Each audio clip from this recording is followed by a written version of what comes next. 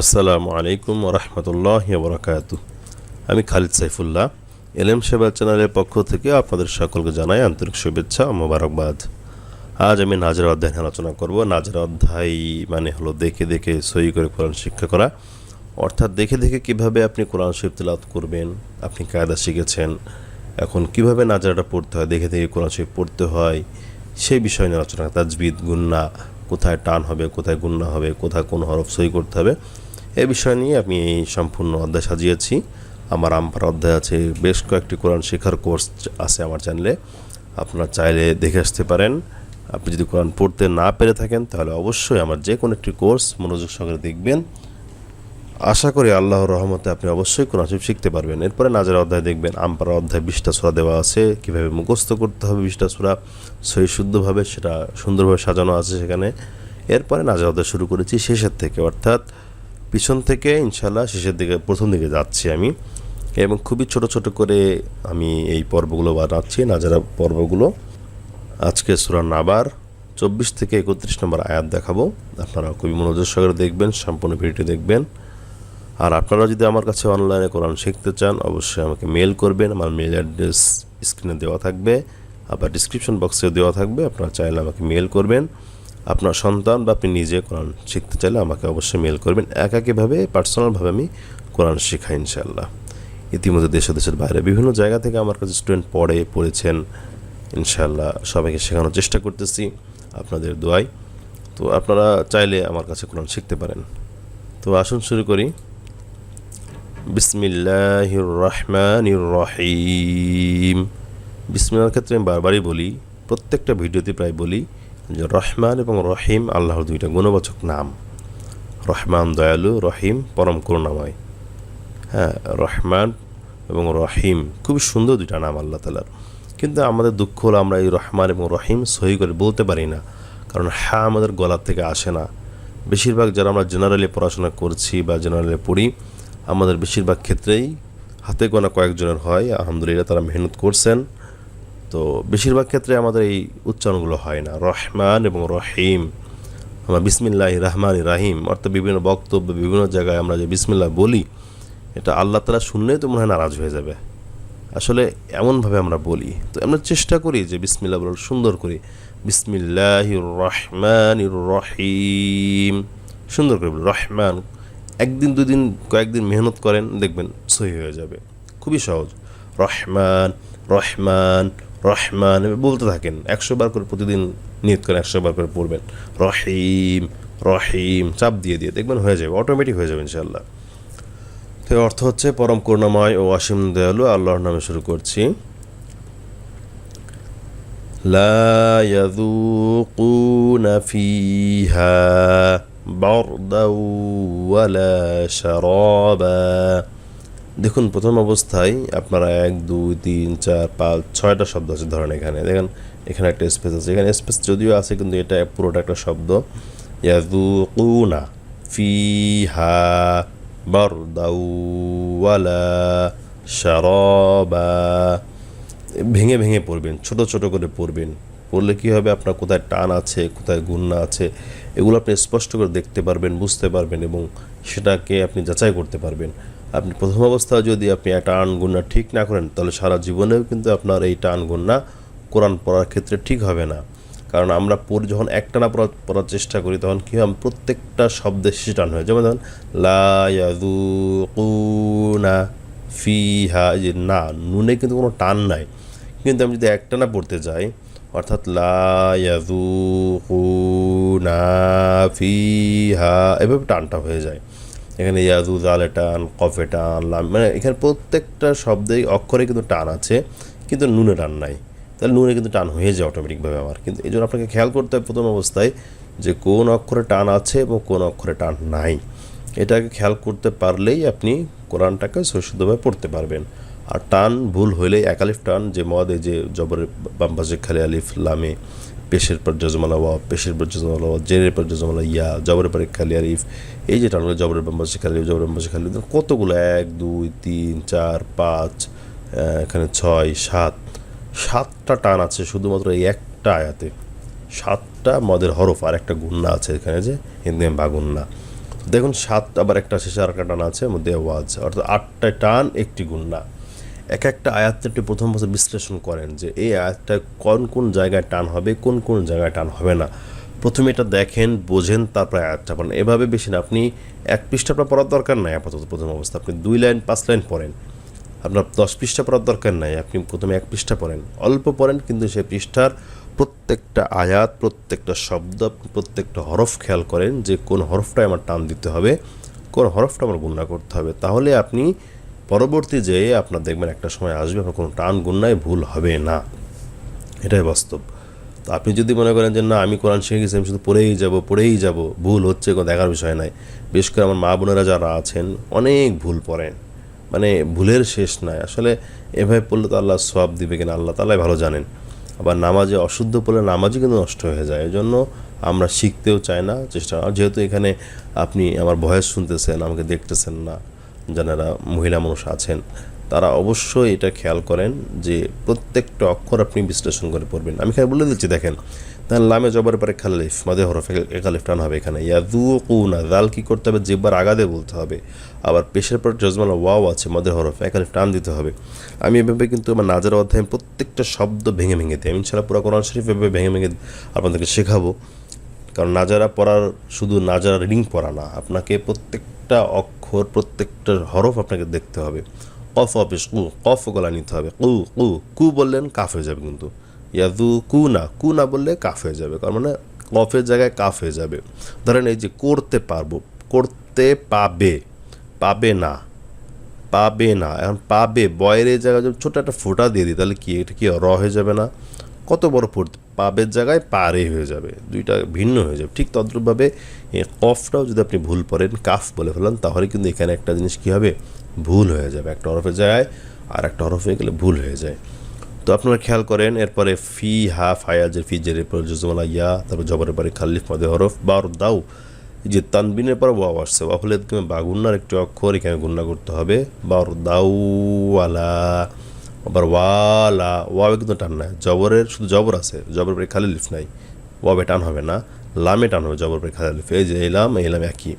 বা র, সার, এই রদে টান হবে একালিফ। এবং বা, দুই জবর আছে, দুই জবরে ওয়াকফ করলে এক জবর করে একালিফ টান দিতে হবে, মধ্যে আওয়াজ একালিফ টান দিতে হবে। লা ইয়াযুকুনা ফিহা বারদাও ওয়ালা শারাবা, এভাবে পড়বেন। এর অর্থ যেখানে তারা কোনো ঠান্ডা বস্তুর স্বাদ গ্রহণ করতে পাবে না আর কোনো পানীয় পাবে না, অর্থাৎ জাহান্নামের কথা বলা হয়েছে এতে। ইল্লা হামিমাউ ওয়া গাসসাকা, ইল্লা জবরের পরে খালিফ লামে টানাবে, হামি হা গলা থেকে আনতে হবে, মিমে আজের মি, জের পরে জজমালা ইয়া মধ্যে হরফ আছে, এক কালিফ টান দিতে হবে মিমে। এবার হামি মাউ, এই মিম এই ওয়াওকে ধরছে, মিমের তানবিন আছে, তানবিনের পরে ওয়াও আসছে। আগের আয়াতে বলেছিলাম তানবিনের পরে ওয়াও থাকলে ওয়াও হলে বাগুন অক্ষর। আর যদি আমার সহজ নিয়ম দেখেন তাহলে 8টি হরফ ব্যতীত 20টি হরফের মধ্যে ওয়াও আছে, এটা হলো গণনা করতে হবে। হামি মাউ ওয়া গাসসাক, সিনে কি আছে, জবরের পরে খালিফ মধ্যে হরফ এক টান দিয়ে পড়তে হবে। ওয়া গাসসাক, দুই জবর আছে, দুই জবর ওয়াকফ করলে এক জবর করে এক টান দিয়ে পড়তে হবে। ইল্লা হামিমাউ ওয়া গাসসাক, অর্থ ফুটন্ত পানি ও প্রবাহিত পুজ ব্যতীত। জাযাআও উইফাক, জাযা, ঝায়ে জবরের পরে খালি আলিফ মধ্যে হরফ, তার উপরে লম্বা মোটা চিহ্ন, যেটা হলো 4 আলিফ মদের চিহ্ন। এখানে জবরের পরে খালি আলিফ মধ্যে হরফ ছিল, তার উপরে মোটা থাকার চিহ্ন থাকার কারণে এই 1 আলিফ টানটায় 4 আলিফ টান হয়ে যাবে। এরপরে আউ, এই যে তানবিনের পরে ওয়াও আসছে, ঠিক একই নিয়ম, একদমই বাগুন্না গুন্না করতে হবে। জাযাআও উইফা, উই ওয়াউজের উই, উই ফা, ফা জবরের পরে খালি আলিফ মধ্যে হরফ এক টান হবে। আর কফে দুই জবর আছে, ওয়াকফ করলে এক জবর করে এক আলিফ টান দিতে হবে মধ্যে ওয়াজ। জাযাআও উইফাক, অর্থ এটাই তাদের উপযুক্ত প্রতিফল। ইন্নাহুম কানু লা ইয়ারজুনা হিসাবা। ইন্নাহুম ওয়াজিব গুন্না, নুনে এবং মিমে তাসদিদ হলে হরকতের বামে নুনে এবং মিমে তাসদিদ থাকলে ওয়াজিব গুন্না করতে হবে। ইন্নাহুম ওয়াজিব গুন্না। কানু, কাফের জবর পরে খালি আলিফ, পেশ এরপর জজমানা ওয়াও, দুইটার মধ্যে হরফ। লা, এখানেও মধ্যে হরফ, জবর পরে খালি আলিফ। ইয়ারজুনা, এখানের মধ্যে হরফ, পেশের পর জজমানা ওয়াও। হিসা, এখানেও জবরের পরে খালি আলিফ, জবরের পরে খালি আলিফ, মধ্যে হরফ হি, হা গলা নিতে হবে। হিসাবা, দুই জবর রক করলে এক জবর করে এক আলিফ টান দিতে হবে মধ্যে ওয়াজ। দেখুন বেশিরভাগ ক্ষেত্রে কিন্তু এক আলিফ মদগুলো আসে, অর্থাৎ মধ্যে তবাই বা মধ্যে আসলে যেটাই বলেন সে মদটা আসে, অর্থাৎ মদের হরফের যে নিয়মটা সেটাই কিন্তু কোরআন শরীফে বেশি আসছে, প্রত্যেকটা অক্ষর প্রত্যেকটা শব্দেই প্রায় আসে। এজন্য ওটা খেয়াল করলে আর ওই মদের হরফ এবং মদের হরকতের উপর ভিত্তি করেই কিন্তু অন্যান্য মদগুলো 3 লিফ মদ 4 লিফ মদগুলো হয়।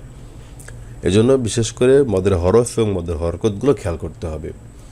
ইন্নাহুম কানু লা ইয়ারজুনা হিসাবা, অর্থ তারা পরকালে হিসাবের আশঙ্কা করত না।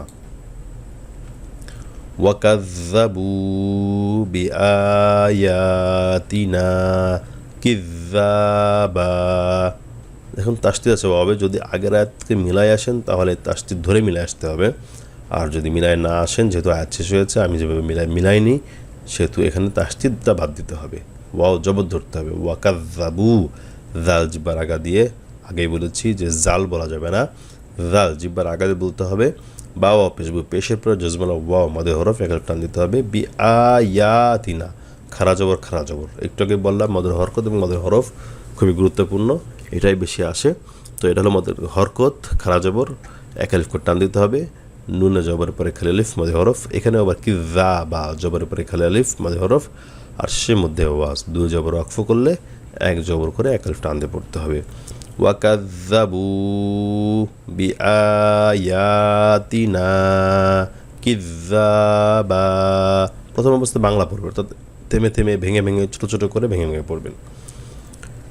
এর অর্থ হচ্ছে এবং তারা আমার আয়াতসমূহকে চরমভাবে মিথ্যা জ্ঞান করত। ওয়াকুল্লা শাইইন আহসাইনাহু কিতাবা, ওয়াকুল্লা কোনো টান হবে না, শাইইন কোথাও টান নাই, আহসাইনাহু, আহ হা গলায় নিবেন, সই না নুনে খারাপ জবা এক টান হবে, আহসাইনাহু কিতাবা, তাতে খারাপ জবর মধ্যে হরকত এক টান হবে, বাতে মধ্যে ওয়াজ, দুই জবরে ওয়াকফ করলে এক জবর করে এক টান দিয়ে পড়তে হয়। ওয়াকুল্লা শাইইন আহসাইনাহু কিতাবা, অর্থ সব কিছুই আমি সংরক্ষণ করে রেখেছি লিখিতভাবে। ফাযুকু ফালান নাযীদাকুম ইল্লা আযাবা, ফাযুকু পেশের পর জজমাল ওয়াও, পেশের পর জজমাল ওয়াও, ফালান নাযীদাকুম, নুন চাকরির পরে নুন আসছে, একদম বাগুন না, এটা হলো নুন সে নুন থাকার কারণে নুন হলো একদম বাগুন না, 4টি অক্ষর, একটি অক্ষর গুণা করতে হবে। জায়াজে জি, যে পরে জজমাল আমাদের হরফ, নাযীদাকুম ইল্লা জবরের পরে খালিফ, আযাবা জালে জবরের পরে খালিফ মধ্যে হরফ, শেষের মধ্যে আওয়াজ, দুই জবর ওয়াকফ করলে এক আলিফ টান দিয়ে পড়তে হবে। ফাযুকু ফালান নাযীদাকুম ইল্লা আযাবা, অর্থ সুতরাং তোমরা আস্বাদন করো, এখন তো আমি শুধু তোমাদের শাস্তি বৃদ্ধি করতে থাকব। ইন্না লিল মুত্তাকিনা মাফাজা, ইন্না ওয়াজিব গুন্না, নুনে তাসদিদ আছে, হরকতের বামে নুনে মিমে তাসদিদ থাকলে গুন্না হবে, এখানে নুনে তাসদিদ আছে। মুত্তাকিনা লিল মুত্তাকিনা, কফ ইয়া যাকি, জের পরে জজমুল্লাহ ইয়া আমাদের হরফ এক আলিফ টান হবে, আর কফ অবশ্যই গলা নিতে হবে। মাফাজা, ফায়ের পর জবরের পরে খালি আলিফ মধ্যে হরফ এক আলিফ টান হবে, যাহাতে মধ্যে ওয়াজ। ইন্না লিল মুত্তাকিনা মাফাজা, অর্থ নিশ্চয়ই আল্লাহ ভীরুদের জন্য রয়েছে সফলতা। তো আজকে এ পর্যন্তই, ইনশাআল্লাহ সামনের পর্বে বাকিটুকু নিয়ে আলোচনা করব। আশা করি সকলেই খুব সুন্দরভাবে দেখেছেন। তো সকলে ভালো থাকবেন, আল্লাহ তাআলা সকলকে সুস্থ রাখুক। আসসালামু আলাইকুম ওয়া রাহমাতুল্লাহি ওয়া বারাকাতুহু।